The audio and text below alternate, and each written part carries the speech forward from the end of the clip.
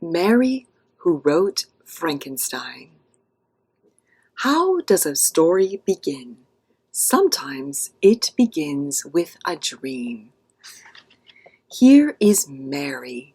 She's a dreamer, the kind of girl who wanders alone, who stares at clouds, who imagines things that never were.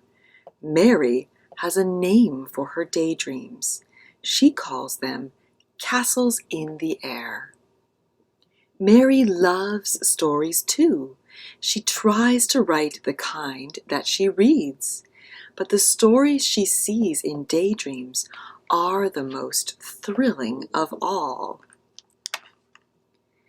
And where does she go to read and dream? She goes to a graveyard and sits at her mother's grave. Mary's mother was a great thinker.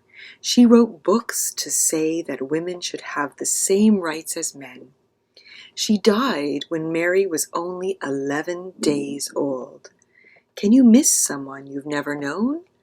Mary does.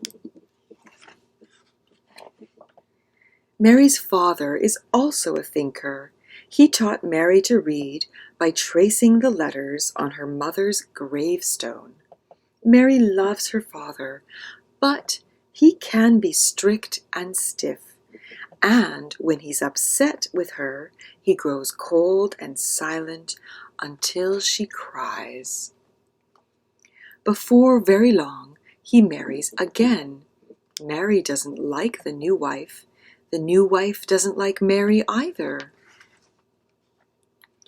Famous people visit their London home. Philosophers, artists, scientists, writers. One night at a party, a writer named Samuel Taylor Coleridge recites a strange, eerie poem, The Rime of the Ancient Mariner. Mary loves such poems, but she has been sent to bed. She wants so badly to listen that she hides behind a sofa. She and her stepsister shiver with fear at the spine-tingling tale of a ship full of ghosts.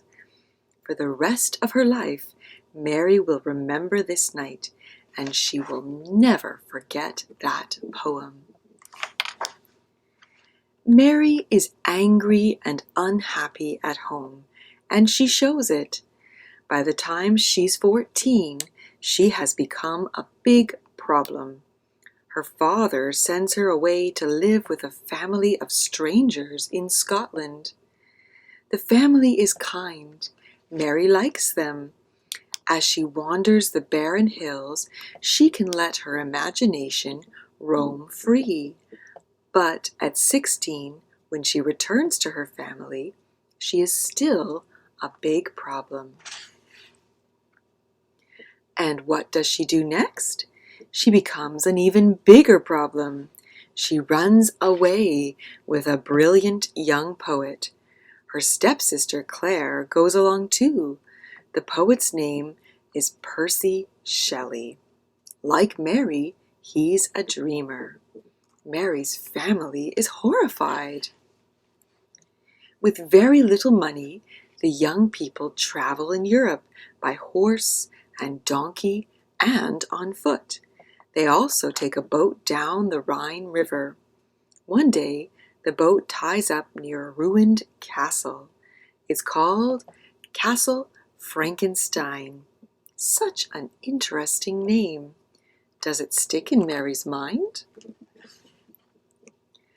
But it's on their next trip together, 18 months later, that things get really interesting.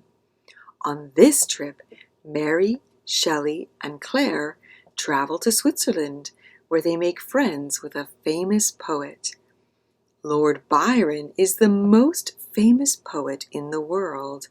He's also famous for being handsome. He is staying in a beautiful house beside Lake Geneva.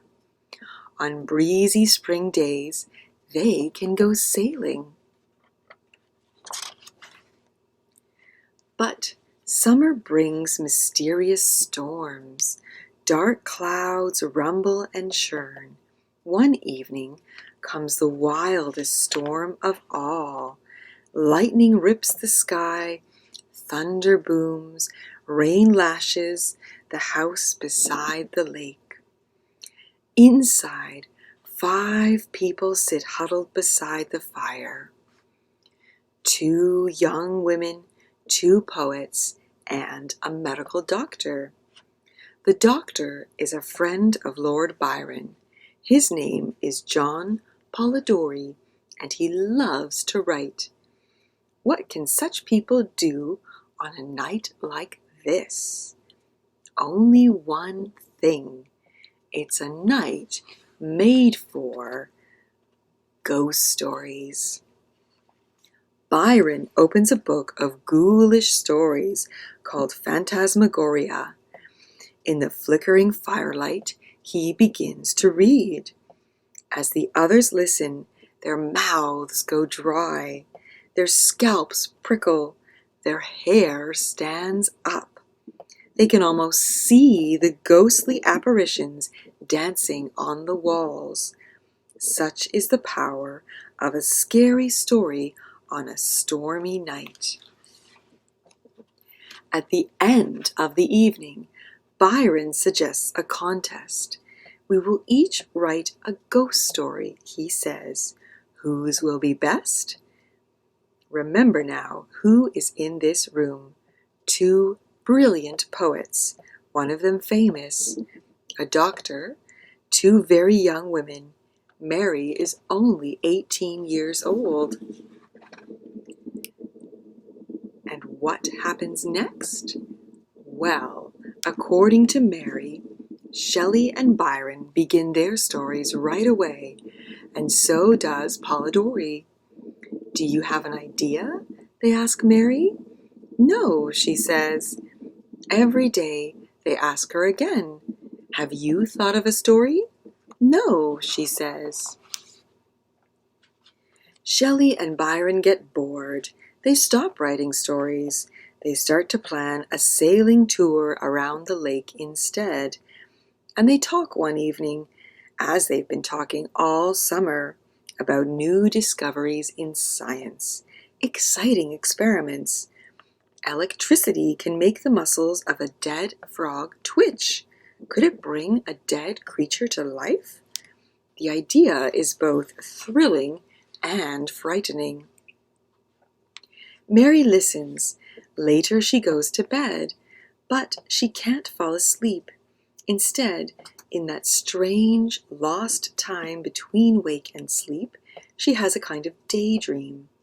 She sees a hideous monster made of a dead body stretched out and coming to life.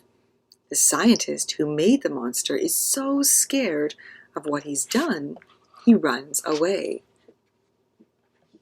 Mary opens her eyes, frightened. She tries to forget what she imagined. She tries to think up a ghost story instead.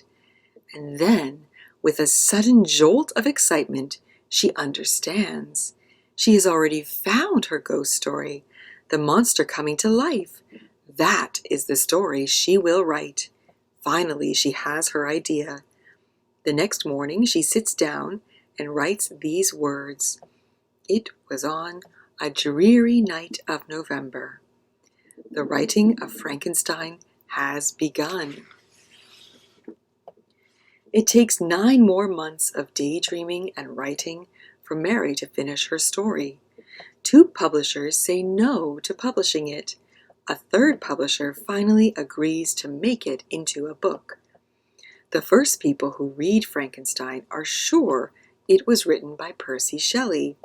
They don't believe young Mary could have done it. How could a girl like her come up with such a story? But maybe you know. She wrote a scary story about a scientist named Victor Frankenstein who brought a dead creature to life and then became frightened at what he had done. Scary story. Frankenstein, dead creature, scientific change. Where did such ideas come from? And how did they come together? In a writer's imagination, in a dream. Writers dream stories, awake and asleep.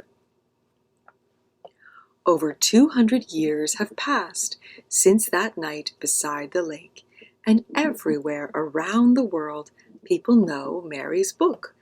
It has become a legend.